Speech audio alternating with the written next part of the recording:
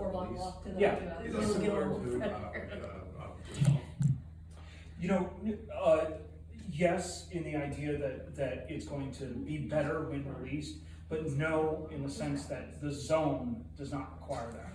I should also say, I have maybe a better explanation for Sperry on my seller tracker notes.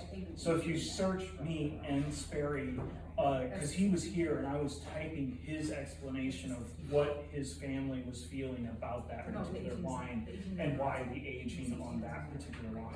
So so it's a move solely by Sperry as opposed to the zone. And by and large, and maybe this is something to talk about, you know, if you have to present, is the zone has had a very difficult time defining themselves and defining what's allowed and what's not allowed. I think they have managed to exclude international varieties, but a lot of producers now make super Valpolicellas, can't call them necessarily super Amarones, but a lot of producers make super Valpolicellas with Cabernet or Merlot involved. Again, I think my impression is that's a little bit commercial driven versus artistically driven in the area. And if we run out of material, you know, again, if you had to present, we could add one of those into the tasting. And then we also are not showing the producer, which I do like to show, but is very hard to get wine from, which is Giuseppe Quintarelli. So in Amarone, there are two top dogs. One is Del Forno, who we're going to taste, and the other is Giuseppe Quintarelli. And they are exact opposites of one another, and they're amazing to taste together because they taste so completely opposite of what goes on. So just remind me, I can talk about Giuseppe Quintarelli when we hit Del Forno. And again, it would give more material. So, but you know, I opted for full-on Amarone tasting as opposed to adding in a super Valpolicella to it. So, any other questions? What are the prices? The Ripasso is around 20. Del Forno is around 90. And note that this is his Valpolicella, 90 to 130, depending on deal. His, we do sell Del Forno's Amarone on shelf. It's 600. Yeah, and this Right over there. yeah, let's open it up. See what happens. I'm working today. Yeah. They'll move towards it. Wait, do that after he finishes the next week. Yeah, after the next three and have a little more boopy on me. And this guy I think is 60 to 80. So realizing that these two are the same producer. So, okay. Any other questions? Sorry. Oh, okay, I'll start then. So I wanted to shift this wine. So Ettore is the winery here, but really what I wanted to go after in tasting this together is Ripasso. And I specifically wanted to put it on the third flight. A lot of people know Ripasso. It was very popular 15 years ago. Randy Reed loved it. I also think Ripasso was the gateway wine in terms of its voluptuousness, in terms of its big flavor, in terms of its association with Amarone, but it was also always significantly cheaper. You know, so if the Amarone was 30, Ripasso was 20. So I do think it begs the question of what it is, and when I've tried to explain it in the first or second flight of Amarone, it gets all jumbled up in what Amarone is, hence the big separation to it. So here, you've had Amarone, the raisinated wine. You've also had Valpolicella Classico in a couple of different forms, the regional wine. Sometimes raisinated, sometimes just fresh. So what is Valpolicella Ripasso? And that's a specific designation. It gives you the region and also a process again. So Ripasso classically was you make Amarone and you would take the skins from Amarone, the must, and then you would have some fresh juice still as well, not from Amarone, from your Valpolicella, and you would put the Amarone must into the juice of your Valpolicella. Or, to take it another way, you as a winery have two wines going. You have your fresh juice, and you also have your raisinated grapes. Your raisinated grapes are destined to become Amarone. Your fresh juice is destined to become fresh wine, like the Skya we had in the first flight. Well, once you make your Amarone, you take the must and you take your fresh juice and you put the skins of the Amarone into the fresh juice. When you put the skins and the pulp and everything else, the must in there, there's still a little bit of sugar left, so it'll start fermentation again, and it will take your fresh juice wine, what you had in the first flight with the Skya, that real fresh, bright one that we could slightly chill. It'll take that fresh juice wine, it'll alter the flavor, it'll alter the acidity, and it will also alter the smell of the wine. Essentially, you're adding some raisins into it. Sure, you've fermented the raisins once before. It'll also alter the alcohol, but it's going to give a little sense of raisination to the wine. It's going to develop the body of the wine, and then it's going to also add alcohol to the wine. That must tends to carry sugar to it, so it'll start fermenting again. That's Ripasso. So you're taking your Valpolicella Classico, adding Amarone must, and fermenting it a second time to get a more voluptuous, bigger, rounded wine. Again, it was really popular, particularly in the American market, a gateway wine, if you will, because, and I think this is a good example of it, has a very robust flavor and smell. It kind of smells like Zinfandel. So if you like Zinfandel and you like fruit character, here's suddenly an Italian wine that gives you that feel, but it is Italian, and it's not Amarone prices. So you could actually have it with a pizza at a pizza restaurant, and it fits. Now, the reason Valpolicella Ripasso, the reason Ripasso gets hard these days is because that method of production, even though it's very popular, and even though the name holds and resonates with customers, is not the way most producers are making Ripasso anymore. So the process which is Ripasso is a process that most producers have abandoned, but not abandoned the commercial idea of selling Ripasso. Let me explain. If you think about that process of making wine, taking must that has been fermented once and is no longer in juice, you have an amazing bacteriological experiment going on with already fermented must, right? It's got all kinds of yeast, it could have all kinds of mold, it could have everything going on in it, and it no longer has the alcohol to protect it and to stop and negate all of that. You are then taking that and you're adding it into a solution which is a prime growing state for whatever was in the must in the first place. So yeah, you're essentially giving the bacteria a wonderful warm environment to start fermenting and growing all over again.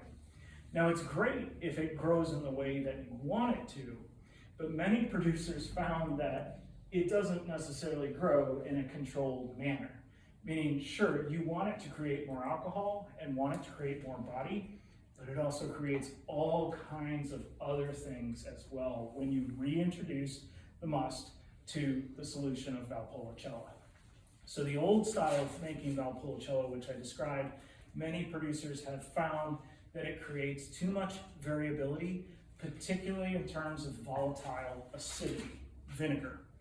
And again, that would make sense because you've got must that's spent, and so it is in the process of decomposing more to become vinegar, and then you put it back in an environment and it causes that environment to become more volatile.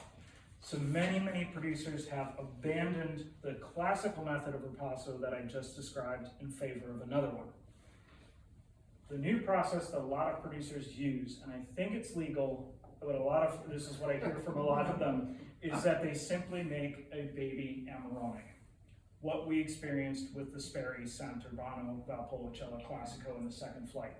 They take the grapes, they partially raisinate them. They don't do the full Amarone raisination, they just partially raisinate them for maybe 30 days, and then they make Valpolicella out of it. So it's not the fresh, fruity version that we had with Skya. It is halfway to being the fully developed Amarone. So it gives you some of the depth, some of the raisination, some of the richness of palate, some of the loss of tannins and acidity, some of the change in the nose profile, but they can also do it controlled and without the volatile acidity and without the bacterial issues going on.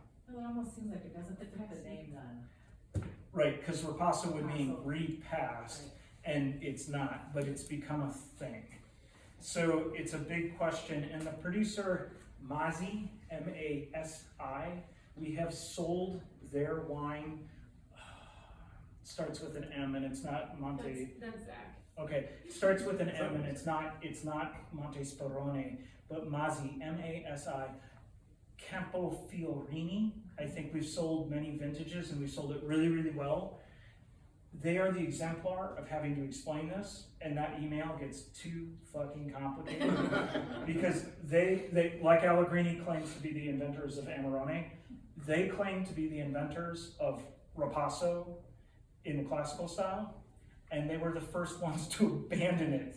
So Campo Fiorini from Masi, M-A-S-I, is famous for being a Ripasso, and that's why it sells, is because it's a Ripasso, and it's not made in the Ripasso repassed style anymore. I don't understand So that. it's I not don't understand controlled. how that's legal, because that's just a passamento. Yeah, so they, I mean, that's all that is. Yeah, Picasso is so supposed the- to be like- a step above that. so Campo Fiorini, they dropped Ripasso from the label with the hopes that the Campo Fiorini proprietary name would be stronger than Ripasso.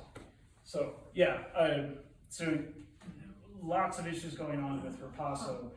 I think driven by the fact that it still holds a big idea in American minds in the big export market that you're getting big, full flavored wine at half the price of Amarone. So again, all of that is impossible to explain over email. It's nearly impossible to explain on the third flight of Amarone. I think if someone walks into the sales floor and they like Ripasso, you really don't need to know whether it's partially dried grapes or repassed grapes. You can just go with it with the idea that the producer is trying to say, hey, this one's fairly voluptuous, and it's not the Skye. It's not the fresh, fruity, juicy wine. It's the wine that tastes more like Zinfandel versus Beaujolais, if that's a fair comparison for our group. So So we used to I did interchangeably use the words Ripasso and baby Amarone, but that is really not true. no, I would stick with that. Yeah?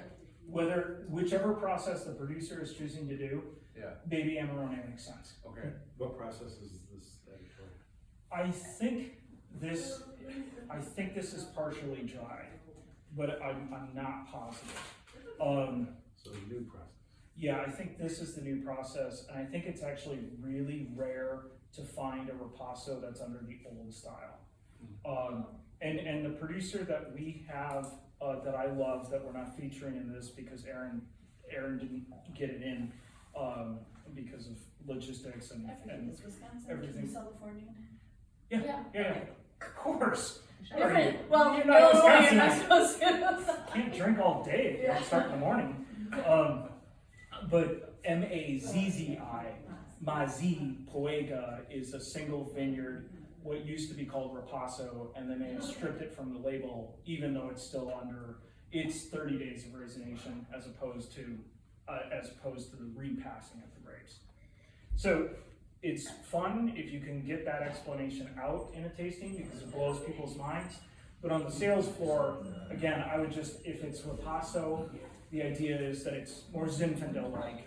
If it's, because we have this producer in the Valpolicella Classico, and it's much more like the Skye.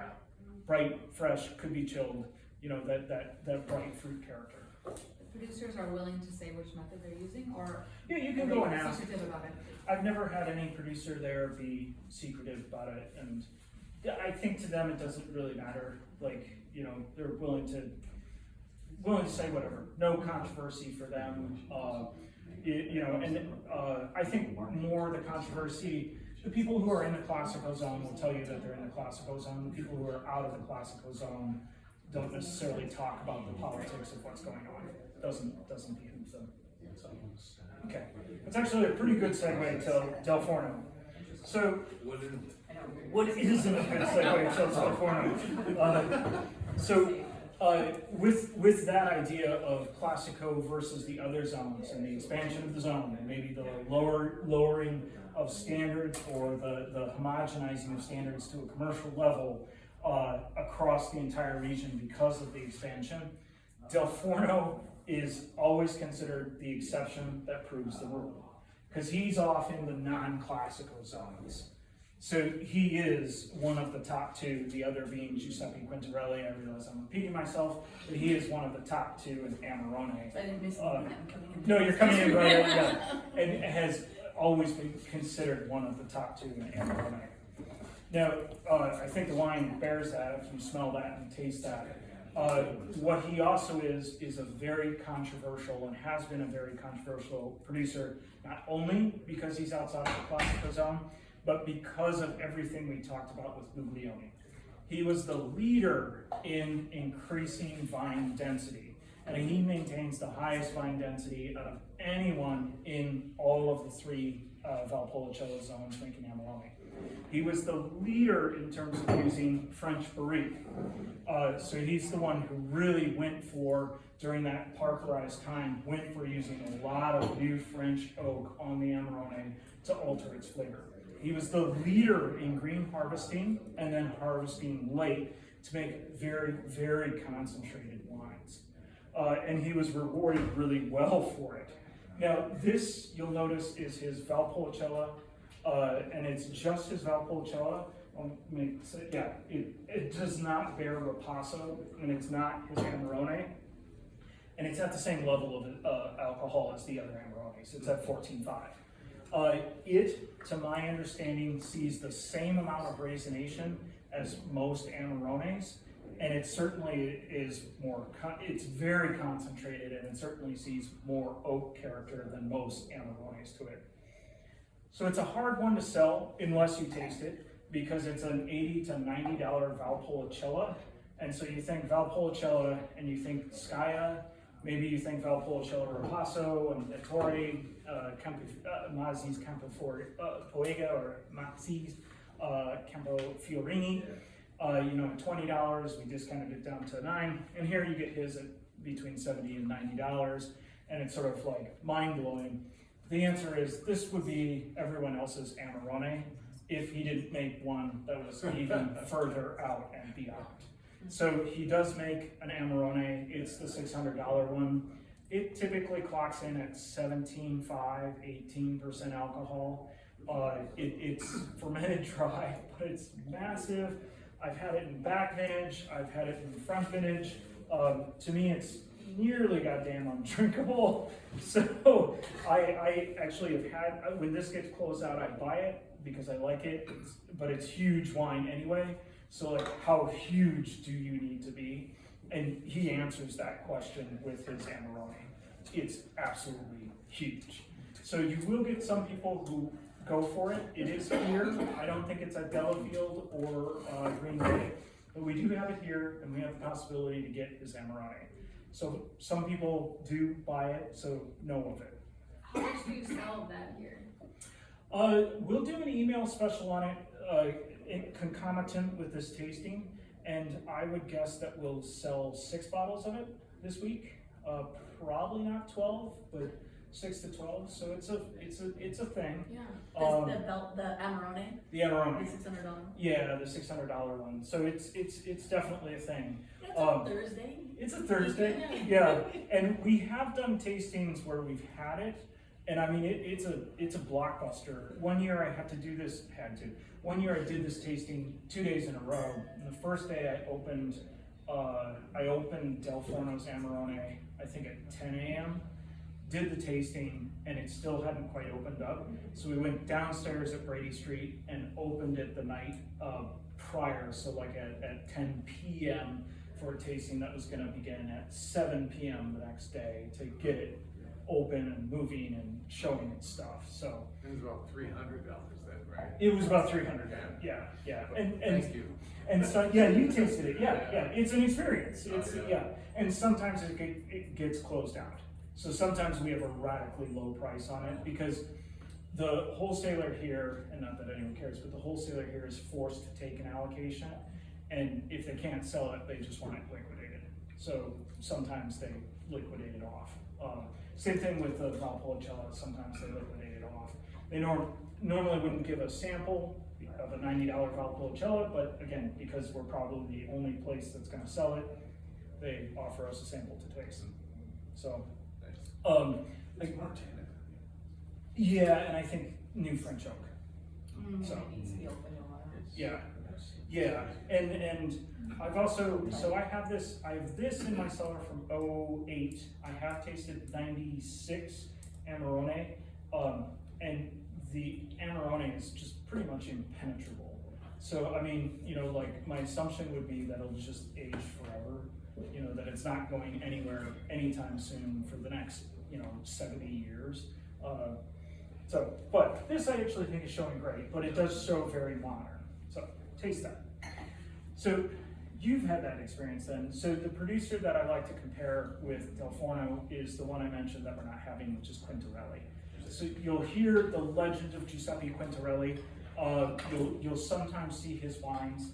I have never felt that the wines live up to the prices because the prices are somewhat the same as Del Forno, and they're absolutely in the opposite style.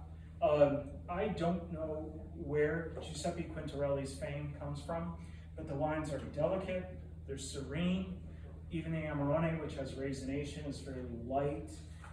It's an ethereal experience, particularly next to Del Forno, but it's the one that's held up. I suppose if he hadn't passed away a decade ago, he would now be hailed as like a natural wine producer, because I think that's what he was doing, is he was eschewing all modern technology in terms of making his wines, and with the idea that, like, well, if Mother Nature causes bacteria to happen, that's natural. Bacteria happens, it's the complexity of the wine or the terroir of the wine. So we do occasionally have Giuseppe Quintarelli float in here. You'll recognize it because it's all cursive labels. And just know that it's the exact opposite of Del Forno, and that it is, I think, to most people, a rather artistically expressive experience to pursue.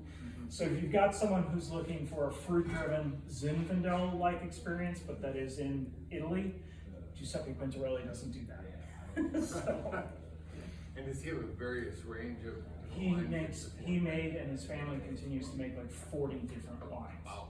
Yeah. So Les gets like weird ones, and they won't be Valpolicella, they won't be Amarone, they'll be like Merlot. Like we'll get 3 bottles of Merlot, and I'm like, what? Raisinated Valpolicella Merlot held in a natural state for 5 years in barrel at $110 is like a lot to explain, Like, and what's it even taste like? But we only have 3 bottles, so if I open one, I can't, I'm negative property, so in any case, yeah. But all from the same area? Giuseppe Quintarello is in the classic zone. So even all those other. I have no idea where all the rest of it was coming from, and I've kind of lost track of why with Giuseppe Quintarelli, because the allocations dropped so low that it was sort of like, well, doesn't matter anymore. I mean, So okay. the Del Forno, it says classical in there. Is Yeah. that- He's not even, can you say that if he's not from classical? I don't see it on the bottle. It says, yeah, I don't think Scott should have put Classico on there. I think he should have put Superiore. Seven superiority, but Yeah, I think you should scratch off Classico because he's not in the Classico zone. I should know what Superiore means, and I looked it up this morning, and I think it's just 0.5% alcohol. It just means superior. It means, no, it would be a legal designation, but I think in this zone, it's sort of like, yeah. you can get the alcohol. Like, if you really want the alcohol, you can get it. Well, that's, Okay, I'll wrap it up. I wanted to go back to Ettore. I wanted people to have these two side by side if they wanted. Ripasso versus full-on Amarone. Whatever process this is, Ripasso versus full-on Amarone. So you can see the difference. Maybe justify in your mind the difference in terms of flavor versus price point, or price point versus experience as a whole. And then also, I met this producer, and I thought he'd be a nice way to round out the tasting. So, coming back, In Valpolicella Classico, there are 4 finger hillsides that come down, make it very hard to drive around in, much easier as the crow flies. And then each of the villages where the finger hills are named after, each of those villages makes wine. So you can find cooperative wine in all of those villages. This guy actually was the cooperative farmer the cooperative winemaker for his village for I think 30 years.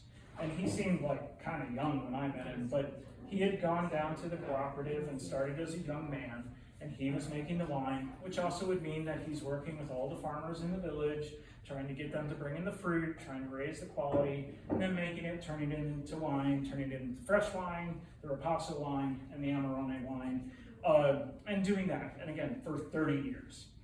He then managed to make enough money after 30 years that he could start his own winery. So when I met him, he was completely energized and jazzed about starting his own winery. He actually had an agroturismo there with a forever pool, or whatever that's called. Infinity pool. He served us popcorn while giving us the Valpolicella Classico. He was so enthusiastic about his Amarones that he had like 4 different Amarones in tank, and then of course he had them at all different stages, which meant he had 4 vintages in barrel, and so we tasted like 40 Amarones. I was just hammered, so the popcorn tasted amazing. But he seemed so energetic and so fun. But basically what he did was he took his cooperative contacts and his family land, and after 30 years of saving money, started making his own wine with his son. I think the wines are clean. They're also very full bore, so they're still Amarone, but they have a nice, voluptuous fruit character to them, open and expressive, and all of the Classico zone. So I think like the ultimate of, not the ultimate, but a really pure expression of Amarone, and from a deep guy. And then again, I thought it fun to taste back and forth with the Ripasso because so many people ask about it. And the same thing, a really classic rendition of Ripasso, but most people don't get to have Ripasso and Amarone back to back to see what the difference is and why you would pay for the difference in price. So, a wrapping up of the tasting without any controversy. All right. If we don't have any questions, if we have questions, we can keep it rolling or not. Or... Thank you, it's awesome. You were gonna tell us about the bonus one? Did you tell us? You know, no, I don't know anything about it other than that it's cheap Amarone. Oh, which one? Yeah.